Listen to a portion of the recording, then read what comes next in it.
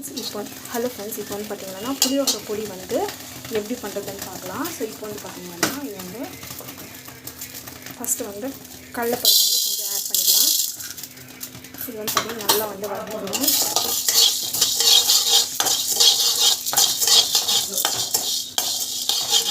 So இதிலே வந்து பார்த்திங்கன்னா நம்ம வந்து கருவேப்பிலையும் ஆட் பண்ணிப்போம்.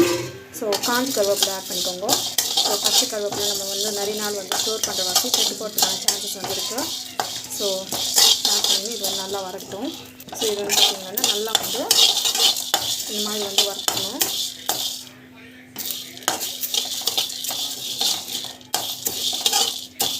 ஸோ இது வந்து பார்த்திங்கன்னா இது வந்து நம்ம வந்து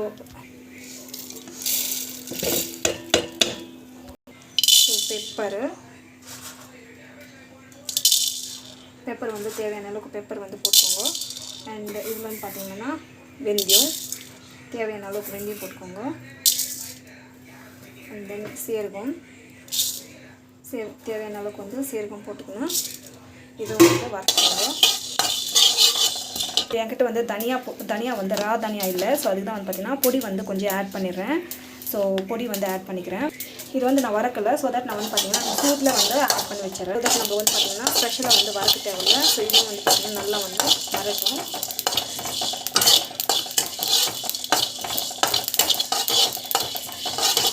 டேஸ்ட் வந்து சூப்பராக இருக்கும். இது வந்து நல்லா வரணும். ரொம்ப வந்து ஆஃப் வந்து வந்துட்டு அப்புறம் போட்டோம்னா நல்லா இருக்காது.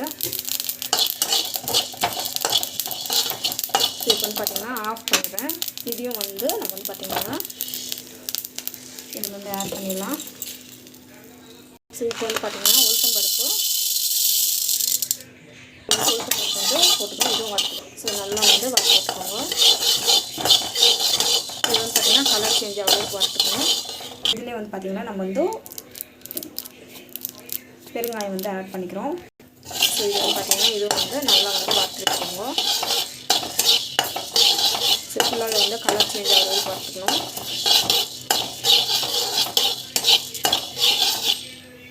இப்போ வந்து பார்த்திங்கன்னா இது வந்து இதில் ஷிஃப்ட் பண்ணிக்கோங்க. வந்து பார்த்திங்கன்னா நெக்ஸ்ட்டு வந்து பார்த்திங்கன்னா என்ன பண்ணுறதுன்னா லைட்டாக வந்து ஆயில் போட்டுக்கோங்க. இது அதிகமாக வேண்டாம். ஸோ இப்போ வந்து பார்த்திங்கன்னா நம்ம வந்து காஞ்ச மிளகா வந்து ஆட் பண்ணிக்கலாம். ஸோ இது வந்து கொஞ்சமாக போட்டுக்கலாம். ஆயில் வந்து நிறைய போட்டிங்கன்னா நல்லா இருக்காது. ஸோ ஜஸ்ட் வந்து ஃப்ரை பண்ணி எடுத்துக்கோங்க. ஸோ இது வந்து பார்த்திங்கன்னா இது வந்து நல்லா வந்து கொஞ்சம் கிறிஸ்பியாக வந்து வரணும். அப்புறம் வந்து பார்த்திங்கன்னா நல்லாயிருக்கும். இல்லைனாக்கா மிளகாத்தூள் வாசம் வரும். கொஞ்சம் நல்லா வந்து வரட்டும். ஸோ இது வந்து பார்த்திங்கன்னா ஜஸ்ட் வந்து இது வந்துட்டு பிறகு வந்து பார்த்திங்கன்னா இது வந்து ஷிஃப்ட் பண்ணிக்கோங்க. ஷிஃப்ட் பண்ணிவிட்டு இப்போ வந்து பார்த்திங்கன்னா இந்த புளி வந்து ஆட் பண்ணிடணும். ஸோ 1/2 புளி வந்து ஆட் பண்ணிக்கலாம். இது வந்து பார்த்திங்கன்னா டேஸ்ட் வந்து நல்லாயிருக்கும். சூப்பராக இருக்கும் டேஸ்ட்டு. ஸோ நல்லா வந்து வறுத்து வச்சுக்கோங்க.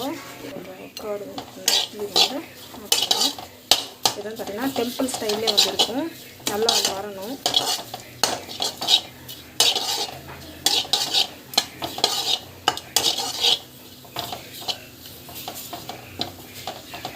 பார்த்திங்கன்னா சால்ட்டு போடுறது வேணால் நம்ம பார்த்திங்கன்னா கல்லுப்பே ஒன்று போட்டுக்கலாம். நல்லா வந்து இந்த அளவுக்கு வந்து வறுந்துடணும். ஸோ இது வந்து பார்த்திங்கன்னா ஜஸ்ட் வந்து ஆட் பண்ணிக்கணும்.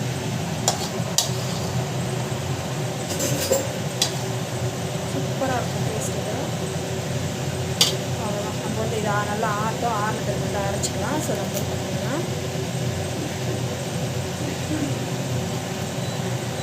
நல்லா ஆறுன பிறகு வந்து அரைச்சிக்கணும். ஃப்ரிட்ஜில் வந்து ஸ்டோர் பண்ணி வச்சுக்கோங்க. கிட்டத்தட்ட 3 months வரைக்கும் கூட நல்லாயிருக்கும். எனக்கு வந்து பார்த்திங்கன்னா ஒரு 10 daysல வந்து காலி ஆகிடும்.